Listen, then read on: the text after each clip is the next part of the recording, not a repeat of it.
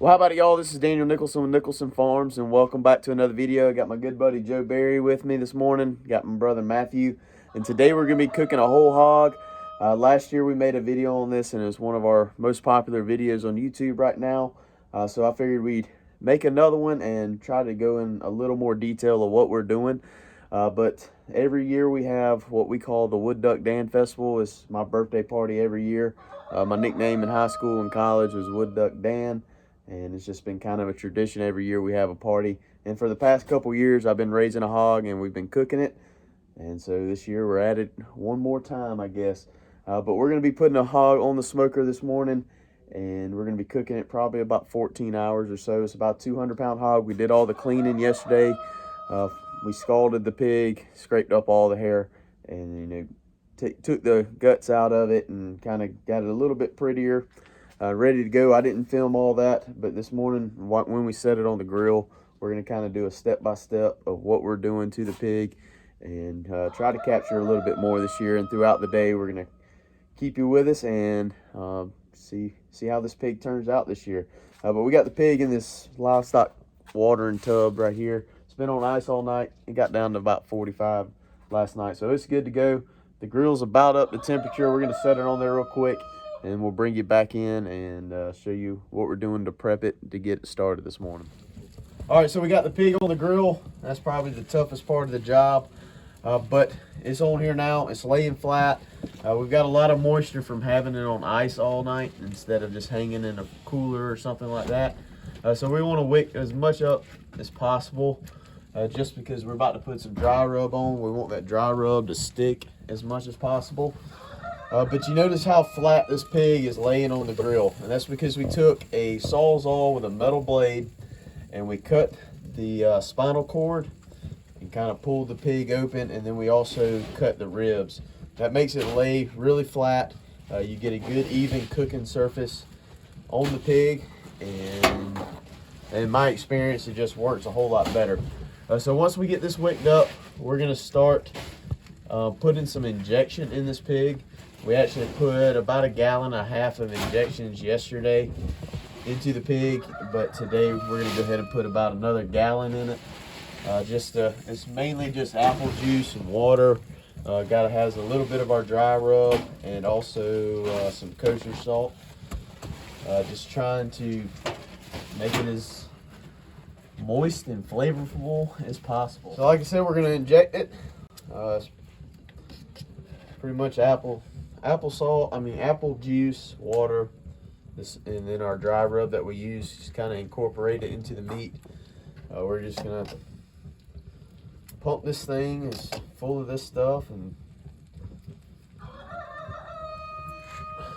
hopefully all that moisture stays in throughout the cook.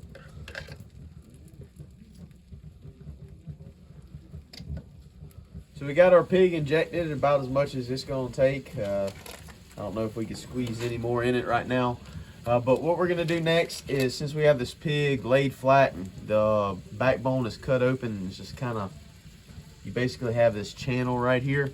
We're gonna pack that with sausage. And what that's gonna do is, as this pig cooks, the first thing that you're gonna dry out is that back strap.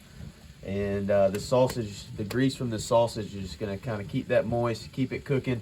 And at the end of the day, this is the first thing that everybody's going to grab for us, kind of like an appetizer. Everybody starts picking on this sausage that's been smoking all day.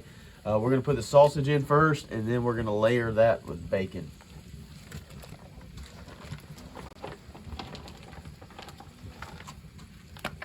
Dang it.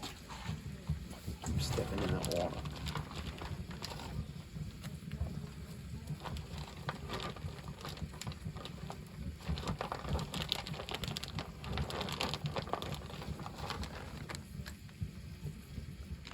So now that we have our sausage on there, what we're going to do is, what makes everything better?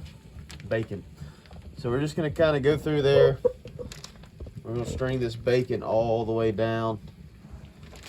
And then we're essentially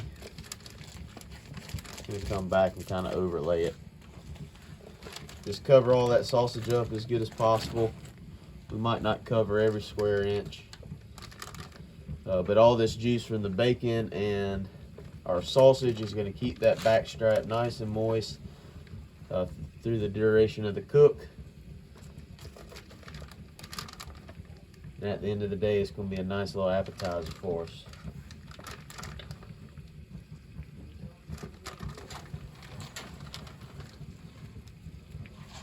All right, so we've got our bacon and our sausage on the back strap part of the pig. Our next step is we're going to be taking French's regular mustard, and we're going to be covering everything for as open the meat on this pig. This is going to give a good base for our dry seasoning, our dry rub to stick to while this thing is sweating throughout the day. We're just going to kind of sprinkle it all over the pig, and we'll kind of rub it in a little bit.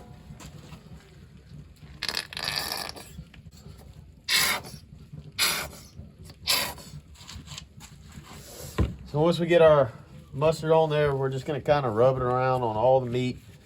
I'm not a huge fan of mustard base barbecue, to be honest. But after this thing cooks, you're not going to be able to tell this mustard's on there. It's going to give a little bit of flavor, but the main thing we're trying to accomplish is just holding our dry rub.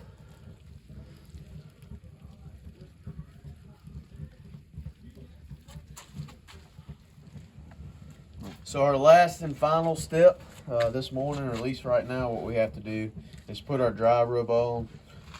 My dry rub is kind of a sweet and spicy barbecue flavor. Use a lot of kosher salt, peppers, paprika, and a bunch of different things. But it's kind of a red tint. It's pretty sweet right now if you taste it. But over the cook, that pepper will incorporate in the meat, give it a little bit of a spicy taste. But we're just gonna give this thing a pretty healthy dose of dry rub, trying to get a little bit of every nook and cranny on the pig. So whenever this thing's done, whenever we go to mix all this meat together, everything is seasoned real nice.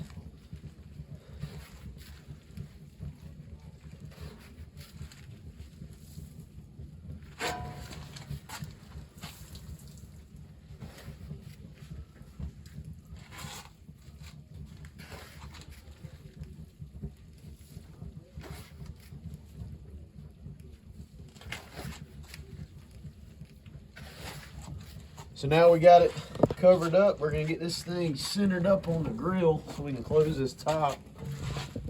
I'm not gonna worry about any temperature probes or anything like that right now. We're just gonna get this thing closed up. This grill is an indirect heat grill. It's got I think it's a 1 inch or either 3/4 inch pipe going down the center of it with little small slits. This grill, you really can't mess up on. It only goes to about 300 degrees, and so we're not gonna have to worry about it. It's 4:30 in the morning right now. We're gonna close the top, go take a nap, and get it up in a couple hours. And then we'll put our temperature probes in and start monitoring the temperature. What we're shooting for is about 195 in these shoulders and about 205 in those butts in the back, so everything pulls apart nice and easy. But we'll show you some more whenever we get back up from our nap and get going here in a little while.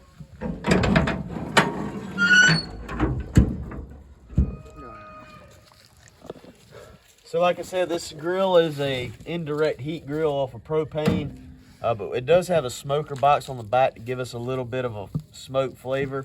I've always used pecan wood. We got a lot of pecan trees in our area. It's just the flavor I kind of grew up on. So we put pecan in it, but we're just gonna put some wood that's smoking in that box. Leave a little crack so we get some airflow. And all that's gonna do is go through this grill and give that pig a nice smoky flavor. So the rest of the day is pretty easy with this thing. You just set it, kind of forget it. It's been about 6 hours that the hog's been on the grill. Go ahead and open her up, see what she's looking like. We peeked earlier. She's starting to get a good color on her. It's about time to go ahead and put a temperature probe in. This bone is actually starting to come out now. But we're just gonna put one in the shoulder. And then we're gonna put one in the ham. This will let us monitor the temperature without having to open up the grill and lose any heat. But she's definitely getting some color to her, like that. Cooking down. Let's see which probe I'm at. Our butt's sitting at about, or our ham is sitting about 120, and our shoulders at 111. That's about right where we want it right now. We're just gonna close it back down and just let it keep cooking. We probably got another at least 6 hours to go. Here in a little while, when it gets a little bit farther along, we're gonna put some apple cider vinegar on it, just to kind of keep it moist. Well, you can see we got a lot of grease in here now. Most of that will cook out over time. Go ahead and shut it back down and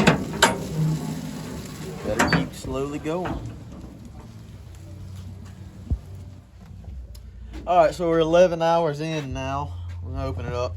We haven't really got over 260 all day long. I don't know why the grill's cooking slow, but it's all right. It is kind of cool outside. But as you can see, it has definitely got the smoke color. Ribs are starting to pop out. So we're getting them close to where we want to be. Our butts are still, our hams are at 177. The front shoulders at 152. So we got a way to go. It's going to stall out here soon, probably. We'll get around that 180 mark, and it's just going to kind of stop for a while. And then we'll push on through, I guess. But we're going to put some apple cider vinegar on it. That's just going to keep it a little bit more moist as we got to keep cooking and starting to dry out. So, I mean, we still got some pools of grease in there, but we're just going to kind of sprinkle this all over it.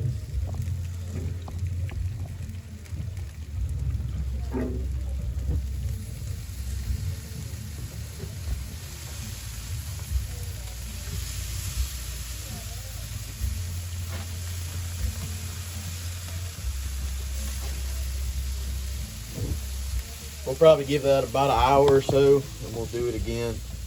And we'll keep doing it about every 45 minutes to an hour until she's done. But I guess the next time we open up, it'll be about an hour. So we're pretty much done. The shoulder's not quite there, but the ham's just pulling apart. We're gonna go ahead and start pulling the back half off, and we'll get to the front. Already ripped out our sausages and stuff, but she's about ready. We're about to dine. Need to pull every rib out.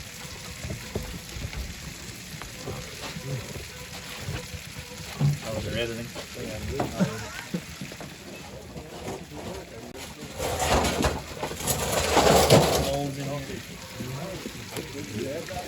That's actually not a bad idea to go on and pull these ribs out like this. Yeah, you got to throw them in the bucket. I didn't throw it in the bucket. The video up and use it over and take all the stuff out. Nice. Amen, sir. Amen.